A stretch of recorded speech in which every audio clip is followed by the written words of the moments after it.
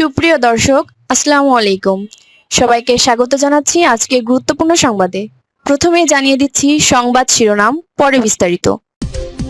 মিরপুরে বিএনপি জামায়াতের তুমুল সংঘর্ষ। এদিকে বিএনপির অভিযোগ, জামায়াত এনসিপি সহ 4 দলকে ইসির সতর্কবার্তা।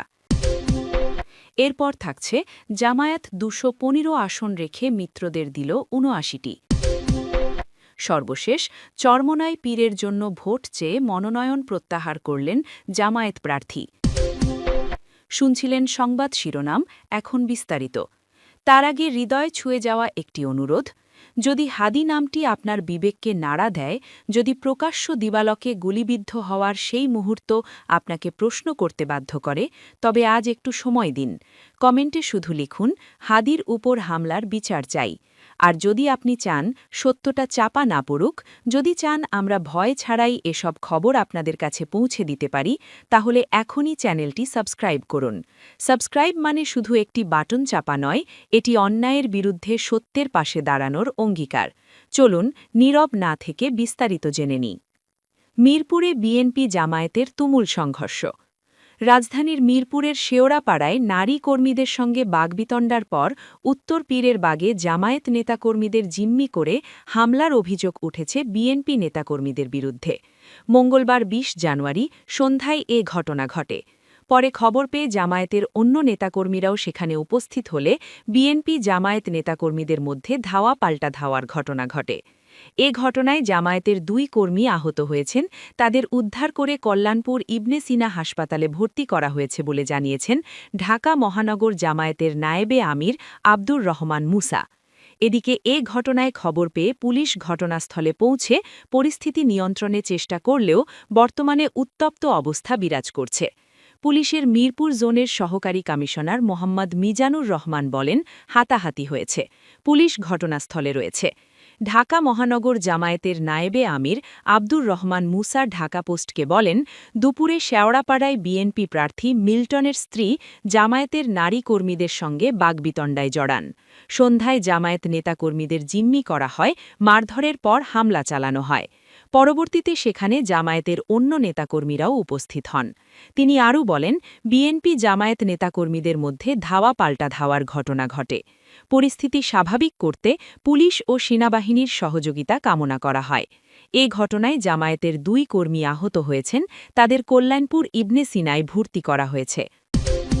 একে বিএনপির অভিযোগ, জামায়াত এনসিপি সহ 4 দলকে ইসির সতর্কবার্তা। ত্রয়োদশ জাতীয় সংসদ নির্বাচনে প্রচারণার নির্ধারিত সময়ের আগেই মাঠে নামায় বাংলাদেশ জামায়াতে ইসলামী ও জাতীয় নাগরিক পার্টি সহ 4টি রাজনৈতিক দলকে সতর্ক করেছে নির্বাচন কমিশন ইসি। মঙ্গলবার ২০ জানুয়ারি নির্বাচন কমিশনের পক্ষ থেকে সংশ্লিষ্ট দলগুলোর প্রধানদের কাছে এই সংক্রান্ত চিঠি পাঠানো হয়েছে। চিঠিতে নির্বাচনী আচরণবিধি কঠোরভাবে মেনে চলার নির্দেশনা দেওয়া হয়। সতর্কবার্তা পাওয়া দলগুলো হল বাংলাদেশ জামায়াতে ইসলামী, জাতীয় নাগরিক পার্টি এনসিপি, ইসলামী আন্দোলন বাংলাদেশ এবং বাংলাদেশ খেলাফত মজলিস। ইসি সূত্র জানায়, বিএনপির পক্ষ থেকে প্রধান নির্বাচন কমিশনার সিইসি বরাবর একটি লিখিত অভিযোগ দায়ের করা হয়েছিল।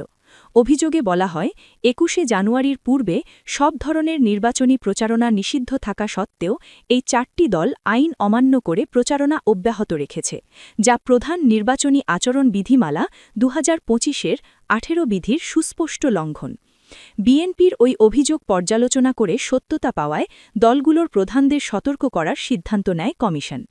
চিঠিতে উল্লেখ করা হয়, ২১ জানুয়ারির পূর্বে নির্বাচনী প্রচারণা নিষিদ্ধ থাকা সত্ত্বেও সংশ্লিষ্ট দলগুলো প্রচারণা চালিয়েছে, যা বিধি বহির্ভূত। নির্ধারিত সময়ের পূর্বে সব ধরনের প্রচারণা হতে বিরত থাকার জন্য সংশ্লিষ্ট রাজনৈতিক দলের প্রধান ও দায়িত্বরত ব্যক্তিবর্গকে নির্দেশ প্রদান করা হল। ঘোষিত তফসিল অনুযায়ী আগামী 12 ফেব্রুয়ারি ত্রয়োদশ জাতীয় সংসদ নির্বাচন অনুষ্ঠিত হবে। আচরণ বিধি অনুযায়ী ভোট গ্রহণের নির্দিষ্ট সময় পূর্ব পর্যন্ত প্রচারণার সুযোগ থাকলেও তার আগে গণসংযোগ বা প্রচারণায় আইনি বিধিনিষেধ হয়েছে। নির্বাচন কমিশন স্পষ্ট করেছেন যে ভবিষ্যতে এ ধরনের আচরণ বিধি লঙ্ঘন হলে সংশ্লিষ্ট দল বা প্রার্থীর বিরুদ্ধে কঠোর আইনি ব্যবস্থা গ্রহণ করা হবে। সর্বশেষ, জামায়াত 215টি আসন রেখে মিত্রদের দিল ৭৯টি। জামায়াত ইসলামী সহ 10 দলীয় নির্বাচনী ঐক্যের আসন সমঝোতা অনেকটাই চূড়ান্ত হয়ে গেছে। সমঝোতা অনুযায়ী ৩০০ আসনের মধ্যে ২৯৪টিতে 10 দলের একক প্রার্থী থাকবে, আর 6টি আসন উন্মুক্ত রাখা হয়েছে, সেগুলোতে একাধিক দলের প্রার্থী রয়েছে। দলীয় সূত্রগুলো জানিয়েছে 12ই ফেব্রুয়ারির নির্বাচনে জামায়াত 215টি আসনে প্রতিদ্বন্দ্বিতা করবে। এসব আসনে 10 দলীয় নির্বাচনী ঐক্যে থাকা অন্য কোনো দলের প্রার্থী থাকছে না। তবে উন্মুক্ত থাকা আসনগুলোতে শেষ পর্যন্ত সমঝোতা হলে জামায়াতের আসন বাড়তেও পারে। জামায়াত বাদে নির্বাচনী ঐক্যে থাকা অন্য দলগুলোর মধ্যে জাতীয় নাগরিক পার্টি এনসিপি 29টি, বাংলাদেশ খেলাফত মজলিস 23টি, খেলাফত মজলিস 12টি, লিবারেল ডেমোক্রেটিক পার্টি এলডিপি 7টি, এবি পার্টি 3টি, বাংলাদেশ নেজামে ইসলামী পার্টি 3টি এবং বাংলাদেশ ডেভেলপমেন্ট পার্টি বিডিপি 2টি আসনে এককভাবে নির্বাচন করবে।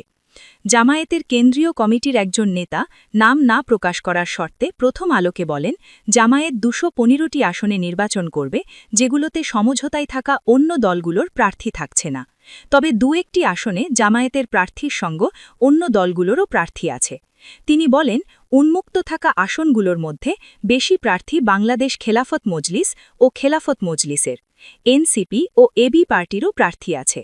নির্বাচনী প্রচার শুরু হলে যোগ্যতার উপর ভিত্তি করে আসন সমঝোতা হয়ে যেতে পারে, আবার শেষ পর্যন্ত উন্মুক্তও থাকতে পারে। এনসিপির সদস্য সচিব আক্তার হোসেন প্রথম আলোকে জানিয়েছেন, 29 আসনে তাদের দলের একক প্রার্থী থাকছেন, তবে মৌলভীবাজার 4 আসনটি উন্মুক্ত থাকবে, যেখানে বাংলাদেশ খেলাফত মজলিসেরও প্রার্থী রয়েছে। মঙ্গলবার বিকেলে সংবাদ বিজ্ঞপ্তি পাঠিয়ে বাংলাদেশ খেলাফত মজলিস জানায়, দলটি 29টি আসনে রিকশা প্রতীকের চূড়ান্ত প্রার্থী ঘোষণা করেছে। এর মধ্যে 23টি সংসদীয় আসনে দলীয় প্রার্থীরা এককভাবে প্রতিদ্বন্দ্বিতা করবেন, আর 6টি আসন উন্মুক্ত থাকবে। এর মধ্যে সুনামগঞ্জ 3 ও কিশোরগঞ্জ 1 আসনে খেলাফত মজলিস, মৌলভীবাজার 4 ও নারায়ণগঞ্জ 4 আসনে এনসিপি, ফেনী 2 আসনে এবি পার্টি এবং ফরিদপুর 4 আসনে জামায়াতের সঙ্গে উন্মুক্ত থাকবে। খেলাফত মজলিস সূত্র জানা গেছে, দলটির 72 জন প্রার্থীর মধ্যে গতকাল শেষ সময় পর্যন্ত 53 জন মনোনয়নপত্র প্রত্যাহার করে নিয়েছেন। এখনও প্রত্যাহার করেননি 19 জন। এর মধ্যে 12টি আসনে দলটির নেতারা 10 দলীয় ঐক্যের একক প্রার্থী হিসাবে প্রতিদ্বন্দ্বিতা করবেন। আগে চট্টগ্রাম 13 আসনে খেলাফত মজলিস ছাড় পাওয়ার কথা শোনা গেলেও শেষ পর্যন্ত আসনটিতে প্রার্থী থাকছে জামায়াতের। এবি পার্টি সূত্র জানা গেছে, ফেনী 2, বরিশাল 3 ও পটুয়াখালী 1 এই 3 আসনে এবি পার্টির একক প্রার্থী থাকছে। সুনামগঞ্জ 3 ও কুমিল্লা 5 আসন উন্মুক্ত থাকছে, যেখানে দলটির আরও 2 জন প্রার্থীর সঙ্গে অন্য দলগুলোরও প্রার্থী রয়েছে। উন্মুক্ত থাকা আসনগুলোতে ফেব্রুয়ারির প্রথম সপ্তাহে সমঝোতা হয়ে যাবে বলে আশা করছে জামায়াত। দলটির প্রচার ও মিডিয়া বিভাগের প্রধান এহসানুল মাহবুব জুবায়ের প্রথম আলোকে বলেন, যেসব আসন উন্মুক্ত থাকছে সেখানে নির্বাচনী প্রচার শুরু হলে প্রার্থীদের যোগ্যতা, জনপ্রিয়তা ও কর্মকাণ্ড বিবেচনা করা হবে। আশা করা যায় ফেব্রুয়ারির প্রথম সপ্তাহে এসব আসনেও সমঝোতা হয়ে যাবে।